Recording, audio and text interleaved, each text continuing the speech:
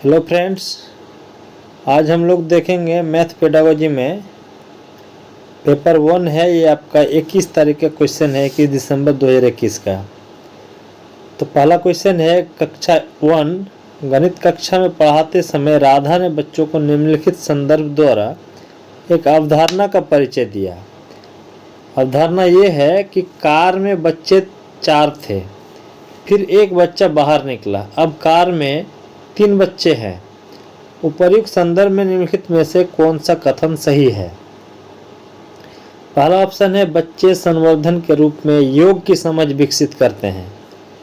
तो संवर्धन है, संवर्धन का मतलब है, इसको इंग्लिश में हम लोग कह सकते हैं ऑगमेंटेशन, मतलब बढ़ाना, कुछ मात्रा में कुछ और मात्रा को बढ़ाना। जैसे 5 सेब है और उसमें 7 सेब बढ़ाना, तो ये आपका संवर्धन है। तो इसमें बढ़ाने की बात हो रही है, जबकि 4 बच्चा था कार में, अब 3 है, तो बढ़ने का तो बात ही नहीं है, तो घट रहा है।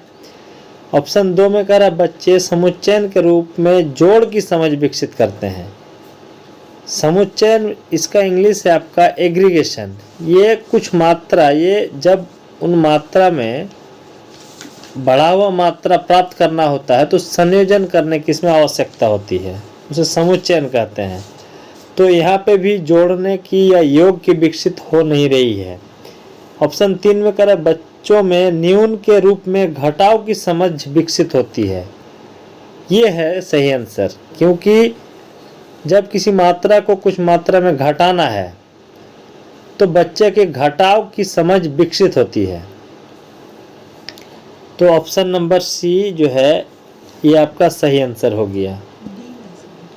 ऑप्शन डी देखने की जरूरत नहीं है, हमको आंसर यहाँ मिल गया है, देख सकते हैं। कह रहा है बच्चे संवर्धन और न्यूनीकरण को व्युत्क्रम संक्रियाओं के रूप में जोड़ेंगे, तो ये भी सही नहीं है। ऑप्शन सी इसीलिए सही है कि घटाव की समझ विकसित हो रहा है और उसमें न्यूनीकरण की बात हो रहा है। 4 बच्चा था, एक निकला, तो अब 3 बचा। नेक्स्ट क्वेश्चन है प्राथमिक स्तर पर गणित में रचनात्मक मूल्यांकन में शामिल है।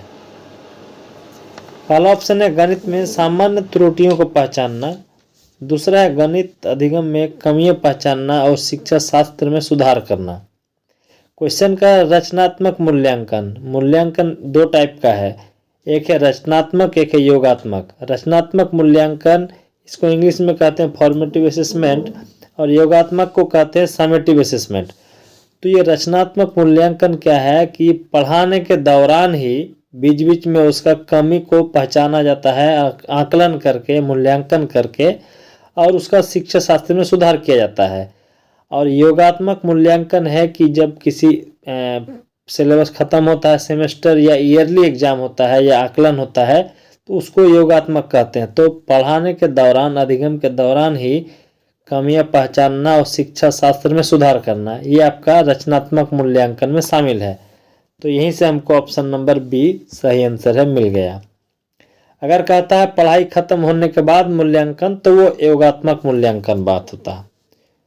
चलिए अब नेक्स्ट हम लोग बढ़ते हैं आगे की तरफ। कह रहा निम्न में से कौन सा गणित पढ़ाने के लिए निगमनात्मक विधि का लक्षण नहीं है?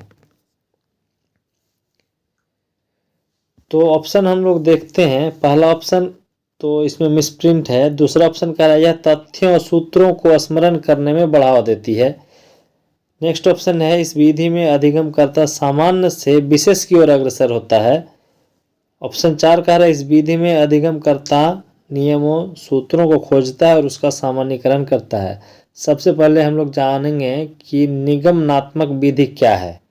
तो निगमनात्मक विधि है आपका कि डिडक्टिव मेथड, जो इसमें क्या है कि पहले रूल्स पढ़ाया जाता है, उसके बाद एग्जाम्पल दिया जाता है। और एक होता है इंडक्टिव मेथड, जिसमें पहले एग्जाम्पल दिया जाता है, उसके बाद रूल्स पढ़ाया जाता है, तो नियम पढ़ाया जाता है। तो हमको पढ़ना है डिडक्टिव मेथड, निगमनात्मक मेथड। इसमें क्या है कि पहले नियम पढ़ाया जाता है, सूत्र पढ़ाया जाता है, उसके बाद उदाहरण दिया जाता है। तो इसका एक नियम क्या है कि यह तथ्यों और सूत्रों को स्मरण करने में बढ़ावा देती है। एकदम सही बात है। कह रहा है इस विधि में अधिगमकर्ता सामान्य से विशेष की ओर अग्रसर होता है। तो इस प्रोसेस में जो बच्चा है, स्टूडेंट है, वो सिंपल से विशेष की ओर अग्रसर होता है। ऑप्शन सी भी सही है। अब नेक्स्ट ऑप्शन कह रहा है इस विधि में अधिगमकर्ता नियमों सूत्रों को खोजता है और उनका सामान्यीकरण करता है। बच्चा इसमें खोजता नहीं है, बच्चा इसमें सूत्रों नियमों को जानता है, उसके बाद उदाहरण सीखता है। तो हमको ये पूछा था निगमनात्मक विधि नहीं है, तो ऑप्शन चौथा है जो नहीं है, तो आंसर में हो गया आपका ऑप्शन नंबर 4। इससे ऊपर ऑप्शन 2 और 3 स्टेटमेंट सही है, लेकिन हमको नहीं पूछा था, इसीलिए ऑप्शन नंबर 4 इसका आंसर है। नेक्स्ट क्वेश्चन है गणित की पदानुक्रम प्रकृति है एवं अवधारणाएं तर्क संगत, संरचित और संबंधित है। निम्न कथनों में से कौन सी इसकी व्याख्या के लिए अत्यंत उपयुक्त है?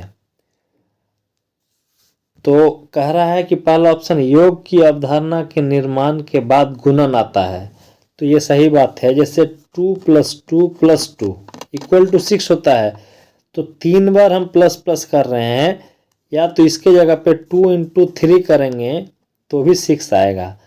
तो योग की अवधारणा पहले जानते हैं, उसके बाद गुणन आता है। तो ऑप्शन ए जो है ये सही है, स्टेटमेंट सही है। ऑप्शन बी और सी तो मिसप्रिंट है। ऑप्शन डी कह रहा है कि संख्या ज्ञान का विकास योग और व्याकरण की अवधारणा से पहले आता है, तो ये भी सही बात है। क्या है कि कोई भी संख्या का जो ज्ञान है, योग, गुणा, घटाव, ये सब से पहले ही जानना जरूरी है। गणित का प्रकृति ही है योग एवं गुणन के बीच संबंध होना, ये दोनों एक दूसरे के संबंधित, एक दूसरे के पूरक हैं, ठीक है। और संख्या ज्ञान जो है व्यक्ति की संख्याओं को समझने के लिए जोड़ने और योग करने की क्षमता है। तो जोड़ और घटाव की अवधारणा से पहले ही संख्या ज्ञान का विकास होना सही है। तो ऑप्शन ए और डी दोनों सही है। ऑप्शन बी और सी तो मिसप्रिंट है ही, तो ए और डी किसमें सही है? तो हम लोग देख रहे हैं कि इसका ऑप्शन बी में, ऑप्शन 2 में ए और डी दोनों सही है, तो आंसर होगी ऑप्शन 2। नेक्स्ट क्वेश्चन हम लोग देखेंगे उच्च गणित की कक्षाओं में छात्राओं की भागीदारी छात्रों की तुलना में कम है। कह रहा है कि जो हायर मैथ का क्लास है उसमें कह रहा है कि लड़कियों की भागीदारी लड़कों से कम है। इसका कारण यह हो सकता है, क्या कारण हो सकता है? छात्राओं की तुलना में पुरुष छात्र गणित में बेहतर हैं। क्या ऐसा कोई बात है कि लड़कियों से जो लड़का जो स्टूडेंट है मैथ का वो ज़्यादा बेहतर है? ऐसा कोई ज़रूरी नहीं है।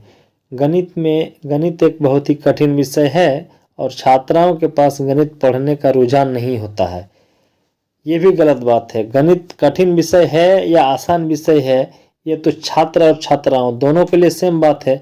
छात्राओं के लिए ज़्यादा मतलब कठिन लगे ऐसा कोई बात नहीं है।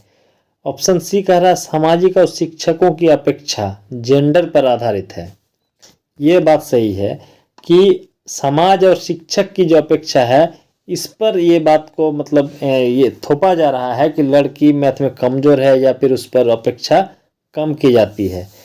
तो ये आपका एक रूढ़िवादी सोच है। तो ऑप्शन नंबर सी सही है। तो सी किस में है? तो ऑप्शन नंबर 3 में है, जो सामाजिक और शिक्षकों की अपेक्षा जेंडर पर आधारित है। ये आंसर सही है, क्योंकि क्या है कि कक्षा में लैंगिक पूर्वाग्रह होता है, ठीक है, जिसमें टीचर जो है छात्राओं पर, लड़कियों पर कम अपेक्षा रखते हैं और फिर वो महसूस करते हैं कि जो छात्र है विज्ञान और गणित में सफलता उनके लिए आसानी होनी चाहिए। तो ये सब आपका जेंडर पर आधारित है या रूढ़िवादी है, तो ऐसा सोच गलत है। तो हमको यहाँ ऑप्शन सी में 3 में आंसर मिल गया।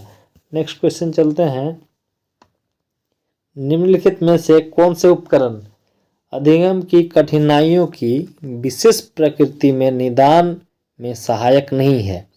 तो हम लोग सबसे पहले जानेंगे कि अधिगम की कठिनाई क्या है। तो बच्चे को जानकारी को समझने के लिए या संशोधित करने के लिए जो समस्या का सामना करना पड़ता है वही है अधिगम की कठिनाई।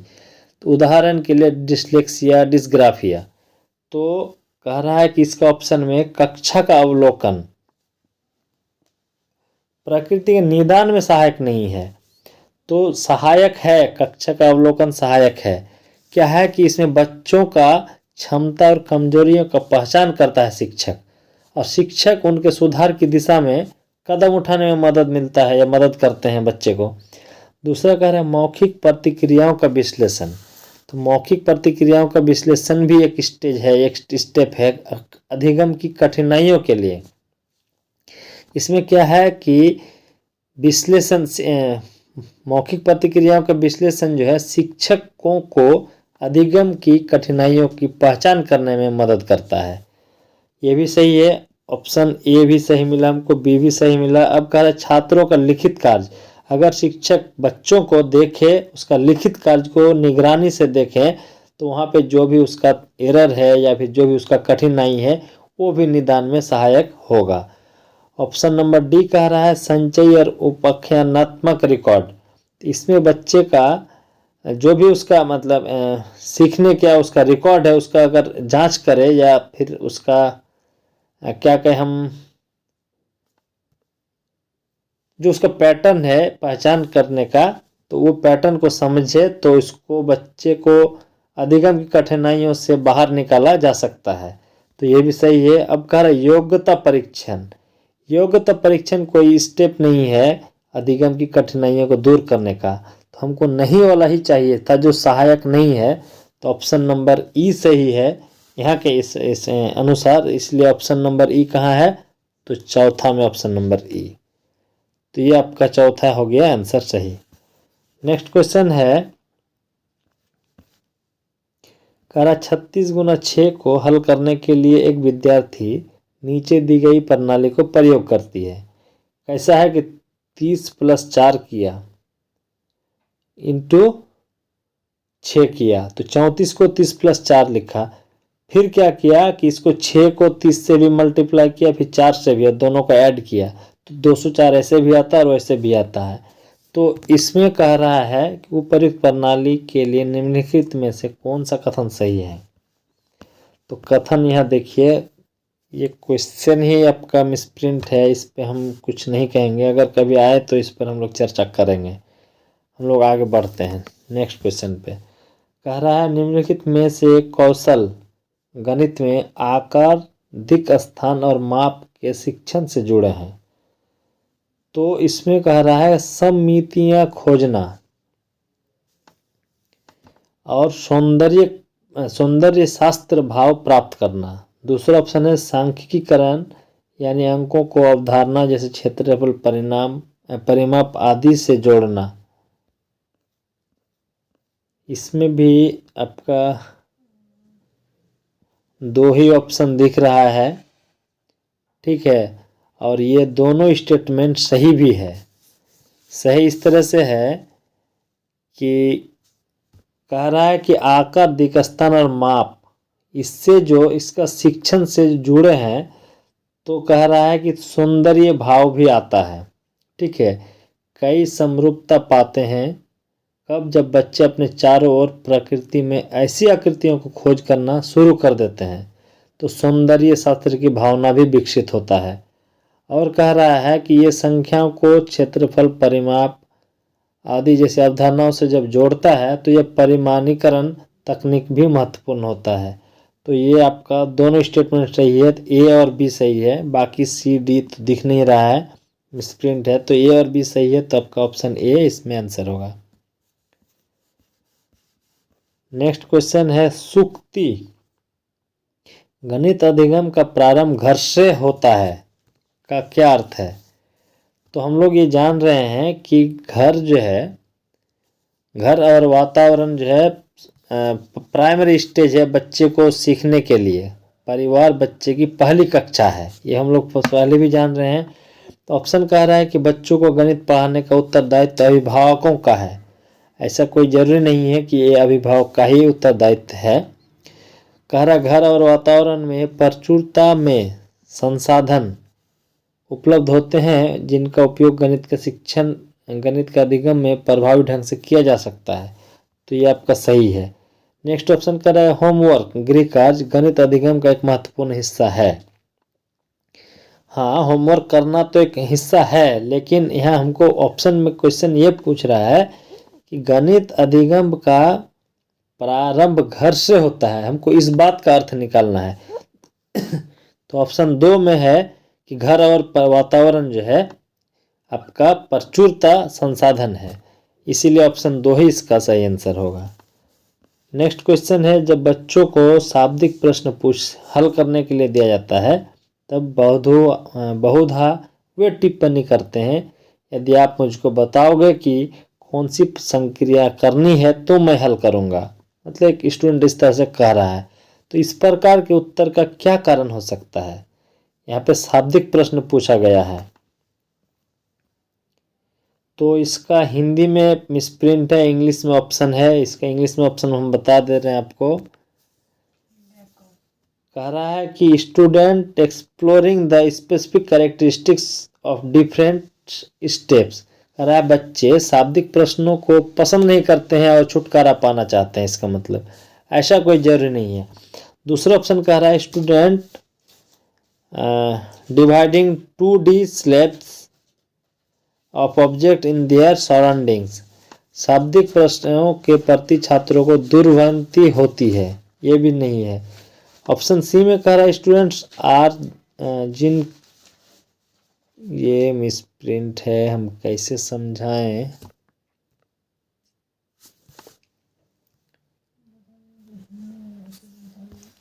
देखते हैं। हाँ, इसका है हिंदी में भी ऑप्शन है क्वेश्चन नंबर 56 का। तो 56 में हिंदी में क्वेश्चन नहीं दिख रहा है, तो एक इसमें कह रहा है कि ऑप्शन बी में छात्र अपने आसपास के द्विआयाम वाली वस्तुओं को चित्रित करते हैं। छात्रों को विभिन्न आकृतियों के कटे हुए चित्र दिए गए हैं और उन्हें कहा गया है कि इसमें इसके एक ही समान है। वस्तुओं को अपने आसपास पहचाने। छात्र आकृतियों को उनके लक्षणों और नामों के अनुसार वर्गीकृत करने में समर्थ है। ये सही विकल्प का चुनाव कीजिए। तो इसका हम लोग जानेंगे कि ज्यामिति का जो आकृति पढ़ाते हैं प्राथमिक कक्षा के बच्चों को, तो किस प्रकार से पढ़ाते हैं, उसका एक निश्चित क्रम क्या है। तो उसका निश्चित क्रम इस प्रकार है कि ज्यामिति पढ़ाने का चरण है, सबसे पहले बच्चों को आकृतियों का खोजना सिखाते हैं। छात्र इसमें विभिन्न आकृतियों को देखते हैं, कटे हुए चित्र है होते हैं, और फिर वह आकृतियों की पहचान करते हैं। दूसरा इसका स्टेज है उत्पाद। उत्पाद में क्या है कि विद्यार्थियों के आप अपने आसपास की वस्तुओं की जो 2D आकृति है उसको खोजने और बनाने के लिए कहेंगे।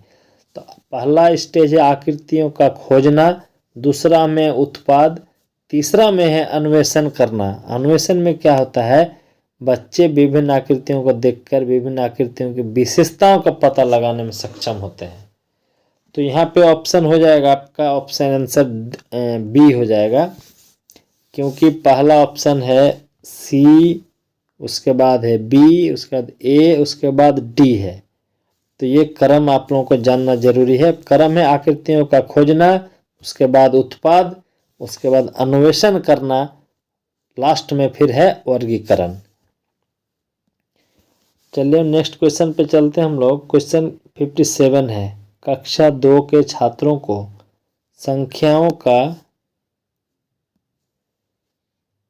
योग पढ़ाने के लिए अध्यापक ने क्रियाकलाप का आयोजन किया। किसका? योग पढ़ाने के लिए, जिसमें उसने रंगीन मोतियों का प्रयोग किया। रंगीन मोतियाँ समझ रहे हैं क्या होता है? रंगीन मोतियाँ जो कलर बीड्स कहा जाता है इंग्लिश में, ठीक है। रंगीन मोतियों का प्रयोग किया। यह क्रियाकलाप छात्रों में निम्न में से किसका विकास करने में सहायक होगा? पहला ऑप्शन है अनुमान, दूसरा है मानस दर्शन या दृश्यकरण, तीसरा ऑप्शन सी में है निरूपण या प्रदर्शन। तो ये रंगीन मोतिया जो होता है कलर बीड्स, इसका उपयोग योग मतलब जोड़, घटा और गुणा के क्रियाकलापों के लिए किया जाता है। तो पेशीय कौशल का जो विकास होता है ना, वो रंगीन मोतियों के मदद से पेशीय कौशल का विकास हो सकता है। क्रियाकलाप जो है, क्रियाकलाप द्वारा कौशल विकसित हो सकता है जिसका कई एक कारण है या कई एक स्टेप है। पहला है मानस दर्शन, जो दृश्यकरण है, तो ऑप्शन बी हमको तो यहाँ मिल गया। दूसरा है निरूपण या प्रदर्शन, जैसे मोतियों का उपयोग के द्वारा, तो आपका बी और सी सही है। तो बी और सी है आपका ऑप्शन नंबर 3 में, तो ये हो गया आपका सही आंसर। तो अनुमान यहाँ पे एग्जिस्ट नहीं करता है जो रंगीन मोतियों का उपयोग करके क्रियाकलाप करते हैं। तो ऑप्शन बी और सी सही है। नेक्स्ट क्वेश्चन हम लोग देखते हैं। एक व्याकरण प्रश्न 83 माइनस 56 का कुछ छात्रों ने उत्तर दिया 33। ठीक है, छात्रों द्वारा दी गई इस अशुद्धियों को, क्वेश्चन का आंसर तो गलत दिया ही, अशुद्धियों को संशोधित करने की अत्यधिक उपयुक्त रणनीति कौन सी होगी। मतलब बच्चे कहाँ गलती किया और कौन सा रणनीति से इसको संबोधित कर सकते हैं। पहला है अभ्यास के लिए इसी प्रकार के प्रश्न दें। गलती तो कर ही दिया, अभ्यास के लिए फिर कैसे दे दें प्रश्न। करा छात्रों को कहें कि वे समस्या को एक बार दोबारा हल करें और अपने उत्तर की जांच करें। कह तो सकते हैं दोबारा हल करें, लेकिन उसका गलती कहाँ है वो हमको पकड़ना होगा। नहीं तो इस तरह का दोबारा क्वेश्चन देंगे तो फिर वो दोबारा सेम गलती करेगा। तो ऑप्शन ये भी सही नहीं हो रहा है। अब नेक्स्ट कह रहा है उन्हें एक अंक वाली संख्या के उदाहरण दें और बाद में 2 अंकों वाली संख्या पर बढ़े। देखिए 2 अंकों वाली संख्या तो दिए हैं घटाने के लिए, घटाया भी लेकिन गलत तरीके से घटाया, इसलिए एक संख्या या 2 संख्या वाला उदाहरण देने की जरूरत इस क्वेश्चन के अनुसार नहीं है। ऑप्शन चौथा में कह रहा है संख्याओं के पुनर्समूहन या रीग्रुपिंग की समझ बनाने के लिए स्थानीय मान की अवधारणा पर विचार करना है। तो ये आपका सही आंसर है। अब क्यों है हम ये बता रहे हैं। ये क्या किया है कि प्रश्न में दी गई स्थिति को जो भी है हम देखते हैं तो देख रहे हैं कि बड़े अंक में से छोटे अंक घटाया है। ठीक है, अगर हम लोग देखें इसको तो वो क्या किया है कि 6 में 3 घटाया तो 3 आया और फिर 8 से 5 घटाया तो बड़ा से छोटा को घटा दिया। लेकिन उसमें क्या है कि इकाई और दहाई स्थानीय मान का अंतर, ठीक है, या उसके बारे में उसको समझ नहीं है, इसीलिए वो इस तरह का गलती किया है। तो छात्रों की त्रुटि को दूर करने के लिए सबसे पहले क्या करना है कि पुनर्समूहन की समझ बनाने के लिए स्थानीय मान की अवधारणा पर पुनः विचार करना होगा। इसीलिए रीग्रुपिंग की समझ बनाने के लिए क्या है, स्थानीय मान की अवधारणा पर पुनः विचार करना है। चलिए नेक्स्ट क्वेश्चन है कक्षा 1 में प्रकरण भिन्न पदार्थों की मापों की तुलना का परिचय देने के लिए निम्न में से कौन सा अधिक उपयुक्त है। तो अलग अलग पदार्थों का अवलोकन करो और तुलना करो। ठीक है, ये सही है। अमानक इकाइयों के प्रयोग से मापो और तुलना करो, ये सही नहीं है। मानक इकाइयों के प्रयोग से मापो और तुलना करो, ये भी सही नहीं है। पदार्थों को अध्यारोपित करो और तुलना करो। तो क्या करना है, कक्षा में जो आकृतियों की तुलना है वो तुलना शुरू करने की एक तकनीक है। तकनीक क्या है कि विभिन्न पदार्थों का अवलोकन करके। तो हमको यहाँ से जान गए कि पहला वाला सही है, विभिन्न या अलग अलग पदार्थों का अवलोकन करना है पहले। इसमें क्या है कि बच्चे जो है उनका विशेषता को देखते हैं, अलग अलग आकृति का पहचान करते हैं और फिर उसका तुलना करते हैं। तो पहला ऑप्शन सही है। और फिर दूसरा इसका क्या है तकनीक कि पदार्थों को अध्यारोपित और तुलना करें, तो ये भी सही है। इसमें क्या करता है कि बच्चा तुलना करने के लिए अध्यारोपित करता है। आकृतियों के बीच तुलना सीखने का सबसे आसान और सबसे दिलचस्प तरीका यही है, अध्यारोपित करना उसके बाद तुलना करना। ठीक है, इसके माध्यम से उन्हें आकार में अंतर का पता भी चल जाता है।